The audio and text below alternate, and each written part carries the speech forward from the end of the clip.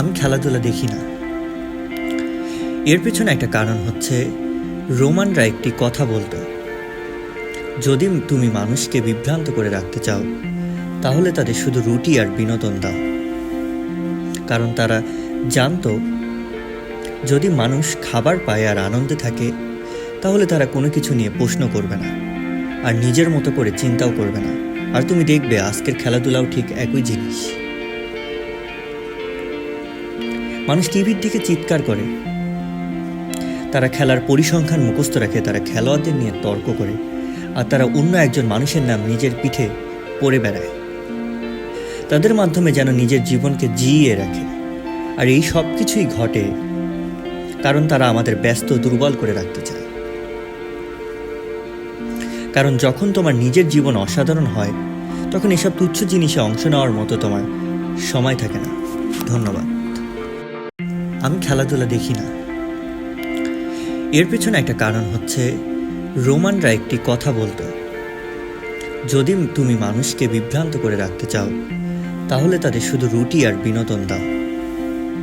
কারণ তারা জানতো, যদি মানুষ খাবার পায় আর আনন্দে থাকে তাহলে তারা কোনো কিছু নিয়ে প্রশ্ন করবে না আর নিজের মতো করে চিন্তাও করবে না। আর তুমি দেখবে আজকের খেলাধুলাও ঠিক একই জিনিস। মানুষ টিভির দিকে চিৎকার করে, তারা খেলার পরিসংখ্যান মুখস্থ রাখে, তারা খেলোয়াড়দের নিয়ে তর্ক করে, আর তারা অন্য একজন মানুষের নাম নিজের পিঠে পড়ে বেড়ায়। তাদের মাধ্যমে যেন নিজের জীবনকে জিইয়ে রাখে। আর এই সব কিছুই ঘটে কারণ তারা আমাদের ব্যস্ত দুর্বল করে রাখতে চায়। কারণ যখন তোমার নিজের জীবন অসাধারণ হয় তখন এসব তুচ্ছ জিনিসে অংশ নেওয়ার মতো তোমার সময় থাকে না। ধন্যবাদ। আমি খেলাধুলা দেখি না। এর পেছনে একটা কারণ হচ্ছে, রোমানরা একটি কথা বলতো, যদি তুমি মানুষকে বিভ্রান্ত করে রাখতে চাও তাহলে তাদের শুধু রুটি আর বিনোদন দাও। কারণ তারা জানতো, যদি মানুষ খাবার পায় আর আনন্দে থাকে তাহলে তারা কোনো কিছু নিয়ে প্রশ্ন করবে না আর নিজের মতো করে চিন্তাও করবে না।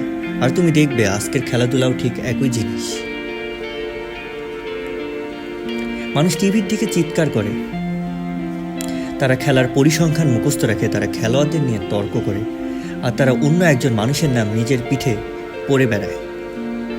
তাদের মাধ্যমে যেন নিজের জীবনকে জিইয়ে রাখে। আর এই সব কিছুই ঘটে কারণ তারা আমাদের ব্যস্ত দুর্বল করে রাখতে চায়।